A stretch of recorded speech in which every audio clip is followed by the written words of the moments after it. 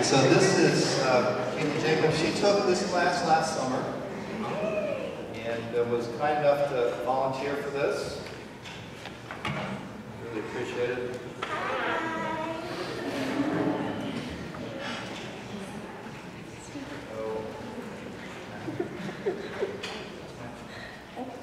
Well, hold on.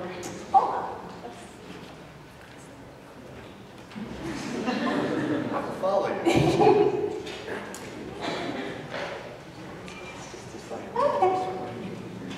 Hi guys, how are you doing? So I'm Caitlin, like Mr. Park said, I was in your position 1 year ago, taking Physics 1 in Summer C. I understand what you guys are going through.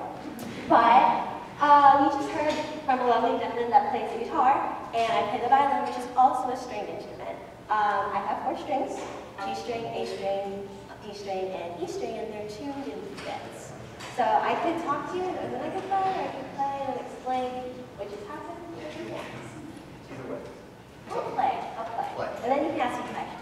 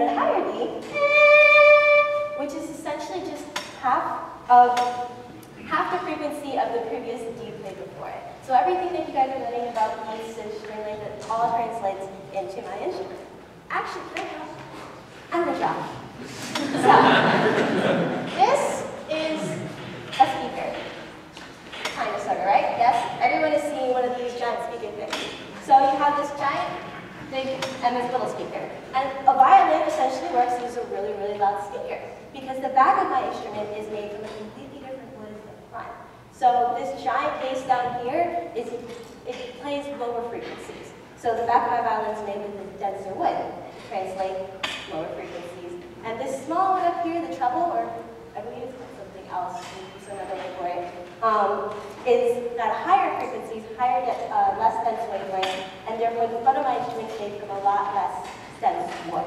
So my instrument is like a 300-year-old technology of this lovely speaker that you guys recognize.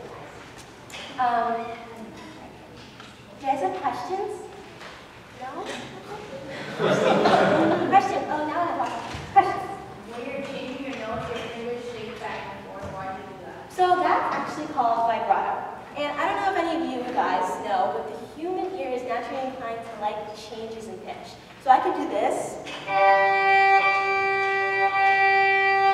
And then you guys can get pretty bored of it. But with vibrato,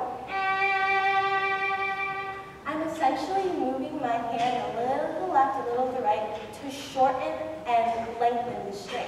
So I end up with a frequency that's right around the note, but it sounds much more beautiful because the human ear likes to do that change.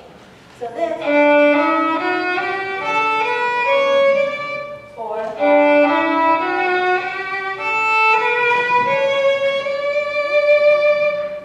and that's what we hear as vibrato, is little wavelengths around that note. Any more questions?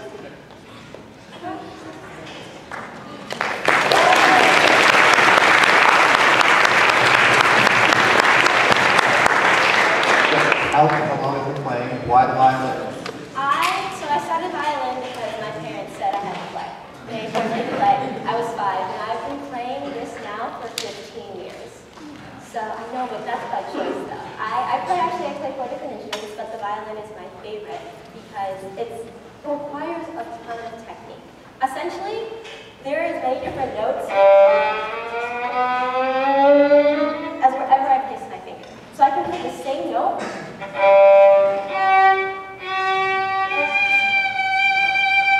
in like 30 different ways. And so the possibility for the violin, because it's literally open, it's just fantastic. It's beautiful instrument. Very beautiful instrument. Let's see. Yeah, so the thing I've always admired about violin is there's no frets. You have to know exactly where you put your finger. You Can't eventually, be close. yeah, when you learn to play a string instrument, or at least the violin, viola, cello, and these, I learned that this note right here is G, and I can play it with my 3rd finger, my 2nd, my 1st, depending on what key or where I've shifted, if I'm in 1st position, 3rd position, all that stuff. But you have to understand where the notes are located on the board. You just have to know them. And you have to learn to read music the same way as reading and writing. You first understand English, you can hear it, but then you have to write it. So I can read the music, and I just have to know basically how to make, like if you were writing letters, you know how to make an A and a B, and I know where an A and